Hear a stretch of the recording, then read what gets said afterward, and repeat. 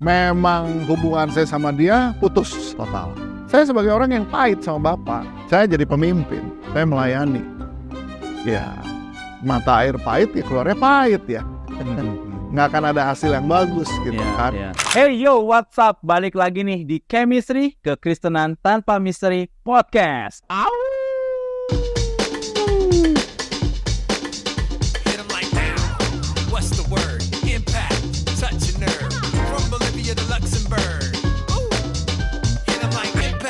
Oke, dan seneng banget nih hari ini saya Victor Sinaga, kita bakal ngobrol-ngobrol sama salah satu pastor yang gue percaya sih nanti ketika kita dengar pengalaman hidupnya, bagaimana dia mengambil keputusan penting dalam hidupnya, kita juga akan dapat inspirasi, kita juga akan belajar banyak gitu ya. Dan tanpa berlama-lama lagi, dan kayaknya kalian juga tahu ya karena ada di thumbnail tadi. Oke, hari ini saya Victor Sinaga bakal ngobrol bareng Pastor Nala. Halo Pastor. Halo. Baik ya? Yes. Oke. Tuhan. Pastor Nala ini adalah gembala dari El Shaddai Creative Community atau biasa disingkat orang kenal ECC ya, ECC Church ya, di kota Bandung gitu kan. Kalau anak-anak muda pasti tahu lah tentang ECC ini. Dan hari ini kita akan bahas gimana sih perjalanan Kanala ya, dari yang dulu gitu, mungkin dari sebelum bertobat, gimana proses pertobatannya sampai akhirnya di posisi sekarang sebagai gembala dari sebuah gereja gitu ya. Tapi gimana persiapan Tour de France bulan Juni nanti? Tim-timnya bagus kok. Banyak kejutan. Soalnya ini masuk ke sini ya, guys. Biasanya tuh kalau misalnya masuk ke rumah gembala, pendeta gitu ya, kita masuk tuh ada lukisan Yesus gitu ya, atau enggak ada buku yang banyak banget gitu. Dan saya cukup amazed nih, ini bukan program gerbek rumah sih sebenarnya. Saya baru masuk di lantai dasar, tapi ini sepeda dan kayaknya ini bukan sepeda biasa gitu kan, emang profesional gitu. Ini juga sepeda nih, di belakang bisa dilihat ya gitu. Di dalam juga masih banyak gitu kan. Jadi kayak berasa bukan datang ke rumah pastor kan Allah, ini kayak datang ke rumah atlet ini. Iya. Tapi thank you ya Pastor Nala udah nerima kami di rumahnya Nala gitu, enak banget ini rumahnya, asri. Dan mungkin kita coba ngobrol deh tentang sepeda ya. Oke. Ini hobi atau memang dulu pernah sangat aktif dalam olahraga sepeda atau koleksi atau gimana nih Kanala? Oke. Saya tuh dulu mulainya awal-awal tuh dari masa kecil saya nih. Saya tuh dulu anak yang minder di sekolah. Oh ya? Iya, saya minder di sekolah. Kalau kamu lihat saya hari ini, sebenarnya dulunya saya nggak kayak begini waktu saya kecil. Jadi badan saya tuh pendek terus bulat. Jadi di sekolah tuh dibully. Jadi target utama ya? Iya, dibully terus, terutama apalagi kalau pelajaran olahraga. Baru lari setengah keliling udah terkapar kram perut. Nah, jadi saya tuh dulu di sekolah dibully banget. Jadi sampai kelas 1 SMP saya nggak naik kelas. Saya nggak naik kelas untuk SMP.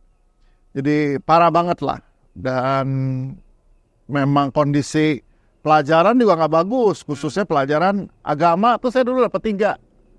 Agama ya, seorang pastor ini fun fact-nya ya, dulu waktu sekolah agamanya 3 guys. Agama dapat 3 sampai guru agamanya marah, dia sampai bilang sama saya, kamu tuh jangan-jangan kamu komunis ya. Karena saya dapat 3 agama.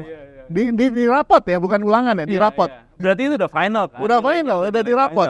Ya. Jadi saya nggak naik. Wow. Ya, karena memang background saya kan keluarga ya Kristen itu di KTP aja. Bapak saya tentara, didik kita dengan keras. Ya, especially saya anak nomor 1 yang paling banyak terluka lah sama bapak Dimas. Jadi panjang tuh jalannya sampai nanti sembuh dengan pemulihan hati bapak tuh panjang gitu loh.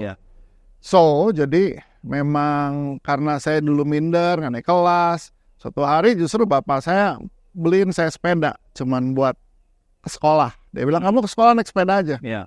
Nah, saya ke sekolah naik sepeda. Di tahun-tahun 1981, 82 begitu tuh, ke awal 80-an, kalau di sekolah itu yang jadi apa ya istilahnya selebriti. Itu atlet.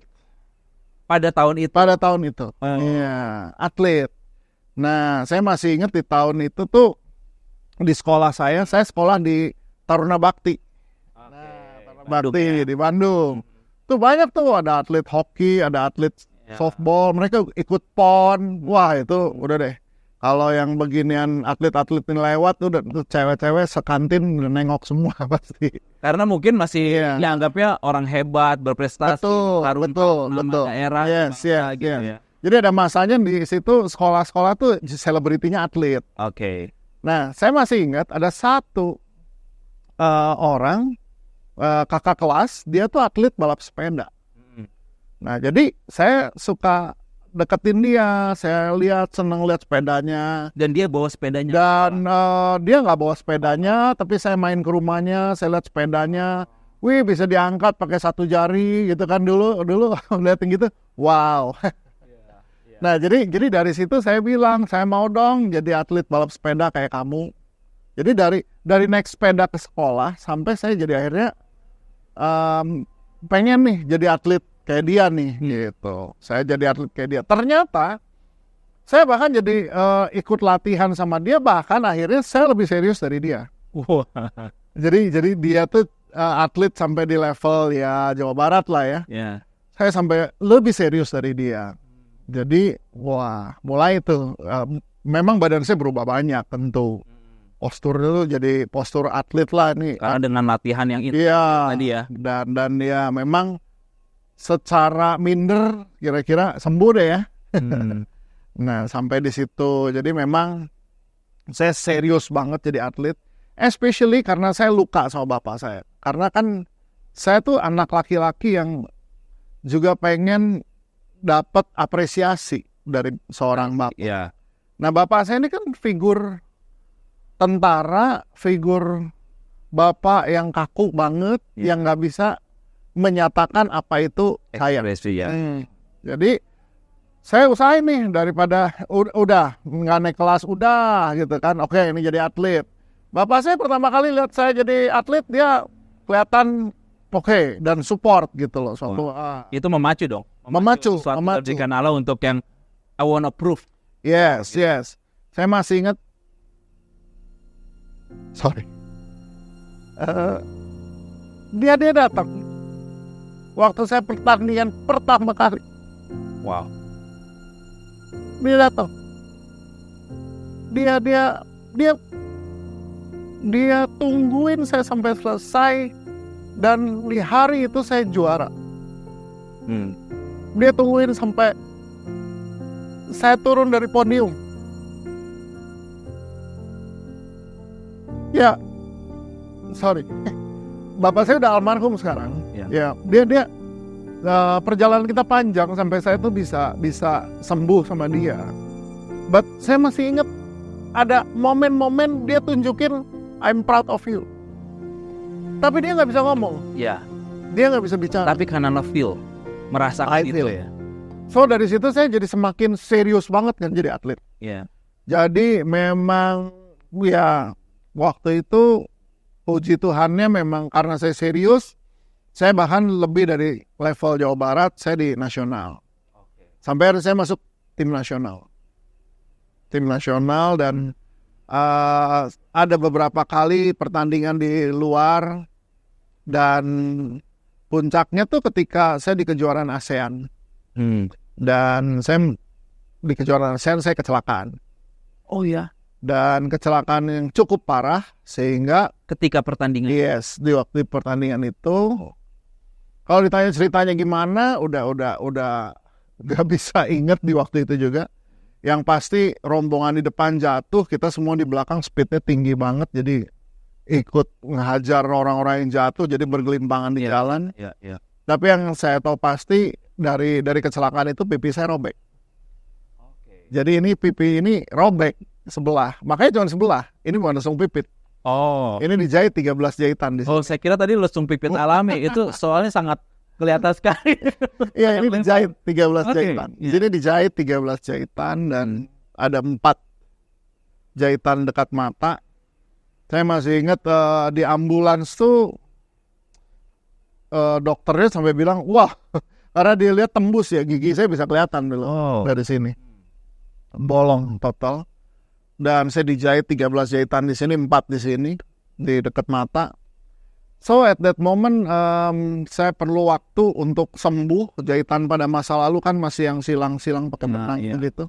Cukup lama. Jadi dulu muka saya miring, ketarik sebelah. Tarik sebelah. Dan di situ baru berasa nih, bisa mati juga gue ya. Dari yang nggak pernah berpikir mati, tiba-tiba saya berpikir bisa mati nih. Jadi saya masih ingat di masa itu benar-benar mama saya waktu saya kecelakaan tahun 1984 itu, dia udah lahir baru. Mama saya udah ikut-ikut persekutuan doa. Oke. Nah, jadi dia tuh yang setia tuh doain saya. Doain, especially ini luka karena muka sampai miring, ada sebagian. Berapa waktu itu kenal? 1984 umur 17 berarti. Saya lahir tahun 1967. Berarti future-nya harusnya masih terbuka lebar. Iya, betul. So, jadi saya masih ingat Juni 1984 itu di Platnas. Jadi Platnas balap sepeda kan ada pelayanan khusus untuk atlet. Nah, jadi waktu itu hamba Tuhannya namanya Pendeta Roni Sigarlaki. Dia pelayanan khusus untuk para atlet. Yeah. Ada kebaktian kebangunan rohani khusus atlet. Nah, saya kan di cabang balap sepeda tuh. Dan itu pertama kali saya datang ibadah. Sebelumnya? Nggak pernah. Okay. Kecuali Natal. Iya. Jadi akhirnya saya datang ke kebaktian kebangunan rohani khusus atlet ini, dan di situ yang kasih kesaksian Rudy Hartono. Bulu tangkis. Iya, juara dunia bulu tangkis, 8 kali juara All England, dan dia bilang hidup saya kosong meskipun saya juara dunia. Sampai saya ketemu Yesus, dia bilang. Wow. So, jadi malam itu ada tantangan, siapa yang mau beri hidup kamu sama Yesus? Juni 1984 saya maju altar call. Itu momen saya lahir baru.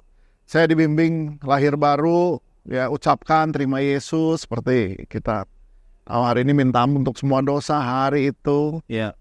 Nah, jadi sejak hari itu Pendeta Roni juga bimbing saya. Dan ya memang ditanemin sih bahwa sekarang kamu punya tujuan hidup yang baru. Kalau dulu kamu hanya bertanding untuk sepotong medali, hari ini enggak. Tapi ada jiwa-jiwa yang bisa diberkati lewat hidup kamu. Amazing. Nah, jadi saya potong bentar ya, Kanala ya. Saya coba ngebayangin seorang anak yang minder akhirnya menemukan sesuatu yang bisa membuat dia diakui lah, dikagumin gitu kan. Apalagi tadi dengan prestasi-prestasi yang ya jenjangnya lumayan, udah bukan main-main lagi sampai ASEAN kan gitu kan. Sampai ini mungkin yang terbesar ya. Mungkin kalau misalnya boleh saya bilang tadi dari yang Kanala cerita, medali is one thing, tapi pengakuan dari papa is another thing, gitu ya. Tapi pada akhirnya semuanya itu sepertinya harus hilang ketika kecelakaan. Nah, tapi ngomong-ngomong soal sepeda nih Kanala ya, ada nggak sih satu momen yang ini spesial banget nih buat hidup Kanala pada waktu itu yang berhubungan dengan sepeda-sepeda ini? Saya masih ingat, saya tuh punya sepeda inventaris. Jadi sepeda punyanya waktu tim Jawa Barat. Sepeda ini istimewa banget. Kenapa? Karena ini sepeda sumbangan dari Kedutaan Besar Belanda. Bekas dari juara dunia asal Belanda. Wow. Ya, Joop Zoetemelk, saya masih ingat namanya. Dan waktu itu diberikan kepada tim Jawa Barat. Yang jadi masalah, atlet Belanda tuh tinggi-tinggi semua. Iya. Jadi kalau kamu lihat sepeda, itu tuh ada size-nya. Iya. Semua sepeda ini ada size-nya. Jadi nggak bisa nih, sepeda saya kamu pakai nggak bisa. Saya pakai sepeda kamu juga nggak bisa. Ada size, ada ukurannya. Jadi, kan bisa dinaik turunin sadelnya. Oh, kalau sepeda buat atlet nggak gitu. Ada size-nya dulu. Nah, karena ukurannya tinggi banget. Jadi akhirnya dari semua atlet, malah saya yang masih junior, itu yang bisa pakai sepeda itu. Wow. Karena tinggi saya kan. 1 meter 80. 1 meter 85 nih tinggi. So, jadi saya yang bisa pakai itu. Karena tinggi badan saya setinggi atlet Belanda. Iya. Jadi saya masih inget tuh, sampai yang senior-senior tuh, sirik banget kalau di jalan kadang-kadang karena saya yang bisa pakai barang itu. Akhirnya saya pakai itu. Jadi itu buat saya benar-benar bukan hanya privilege tapi kebanggaan, karena berapa harganya dulu.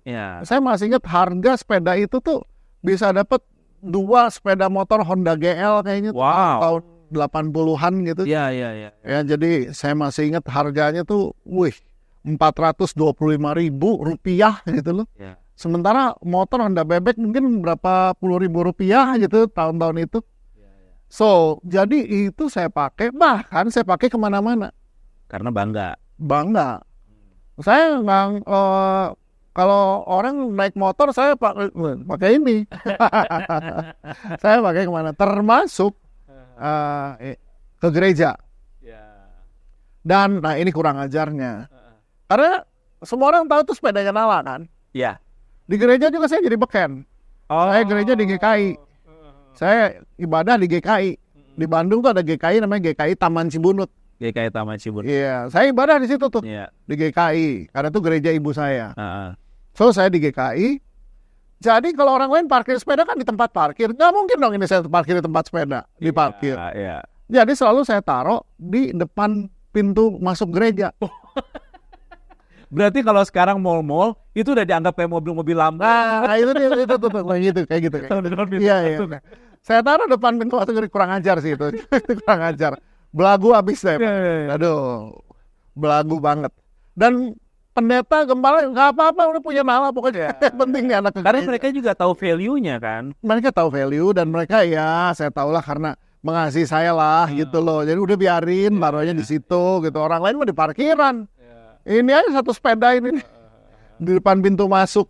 Kelihatan banget. Nah, ada satu waktu saya pulang dari gereja. Jadi ini mungkin saya baru 6 bulan lah terima Yesus. Jadi masih tahun 1984 juga. Saya ke gereja ibadah, saya taruh tuh sepeda, kemudian saya selesai ibadah, saya keluar, sepedanya nggak ada. Wow. Sepedanya nggak ada. Padahal banyak orang sana. Banyak orang. Dan nggak ada yang tahu di mana. Itu benar-benar shock banget. Saya shock banget. Itu barang nggak ada. So how? Satu, saya shock itu udah kayak separuh jiwa saya ya. Iya. Sebab di rumah pun itu sepeda udah saya taruhnya bukan di mana, tapi saya taruh di kamar saya, di sebelah tempat tidur. Iya. Saya masih ingat adik saya tuh dulu masih kecil, lari-lari, adik saya masih mungkin umur 6 tahun gitu. Iya. Dia lari-lari dan nabrak sepeda saya jatuh, saya pukul adik saya. Jadi memang saya lebih sayang sepeda daripada adik. Iya. Itu kalau habis dipakai, dicuci, bahkan waduh bersih banget lah, udah kayaknya lebih bersih dari bayi lah itu. Jadi itu seperti the other half-nya. Iya. Kanal ya. Iya. Jadi ketika itu hilang, dicari kemana nggak ada, aduh. Akhirnya udah bukan soal harganya, tetapi saya memang benar-benar 1 minggu seperti orang hilang ingatan. Oh. Mama saya panik sih waktu itu. Iya. Saya kayak orang hilang ingatan, cuman duduk diam dengan mata kosong gitu. 1 minggu dan mama saya sampai telepon. Waktu itu zamannya belum sekarang kan, telepon. Pembimbing rohani saya tuh pendeta Roni, dia telepon dan dia bicara sama saya di telepon. Saya nangis terus sesenggukan di telepon dan dia bilang, Nala, itu Tuhan yang ambil. Karena itu udah jadi berhala buat kamu. Oh. Tuhan ambil itu karena Tuhan gak mau ada berhala dalam hidup kamu. Itu lebih dari Tuhan dalam hidupmu. Tuhan izinkan itu diambil. So jadi itu dia doain saya dan dia perlu waktu lah untuk pulih. Terus juga beresin urusan administrasi, tentu saya harus ganti. Aduh tuh nyicilnya minta ampun. Saya masih ingat kewajiban saya masih harus mencicil sepeda itu. Sama federasi balap sepeda ya. Tapi apa yang disampaikan Pendeta Ron itu benar-benar jadi lessons yang bahwa itu memang jadi berhala. Oke. Dan lucunya, jadi ya udah sampai one day saya udah pulih. Bahkan saya udah punya sepeda lain, meskipun nggak sebagus itu ya. Iya. Nggak sebagus itu. Sampai sekarang nih kalau saya lagi nengok anak di Jerman atau lagi jalan di Eropa gitu, saya masih suka lihat-lihat ada nggak ya barang klasik ini yang kayak gitu lagi gitu ya. Siapa tahu nemu lagi yang dari tahun segitu gua beli deh gitu. For the sake of my memory gitu loh. Aduh gitu loh. Jadi saya pernah di Belanda nemu toko sepeda tua gitu, vintage gitu ya. Jadi saya cerita sama yang punya toko sepeda, saya pernah loh pakai ini. Dia bilang, wow, kamu pernah pakai yang wow, itu susah banget tuh barang makin. Dan saya masih ingat lucunya di tahun 1990-an ya, 94 gitu. Ya saya banyak melayani anak-anak yang punya latar belakang kriminal, biar itu di geng di jalanan, ataupun juga ada anak-anak dari panti asuhan, saya layani mereka. Di tahun 1994 itu saya masih ingat satu anak bilang begini, Kak, saya ini kalau ketemu kakak, saya paling nggak berani lihat wajah kakak, saya nggak berani memandang wajah kakak, apalagi lihat matanya. Saya bilang, kenapa? Boleh saya mengaku, dia bilang. Tapi saya mengaku dan tolong kanalah jangan perkarakan saya. Oh, emang kenapa? Saya bilang gitu ya. Kamu mau ngaku apa? Dia bilang, ternyata dia bilang, ya, saya yang 10 tahun lalu curi sepeda kakak. Wah. Jadi orang yang deket lah ya masih. Jadi orang yang saya layani. Jadi rupanya itu kan nggak tahu gimana caranya ya, dari dia sampai bisa ketemu saya yang bahkan melayani dia. Bahkan dia aktif di persekutuan doa waktu itu.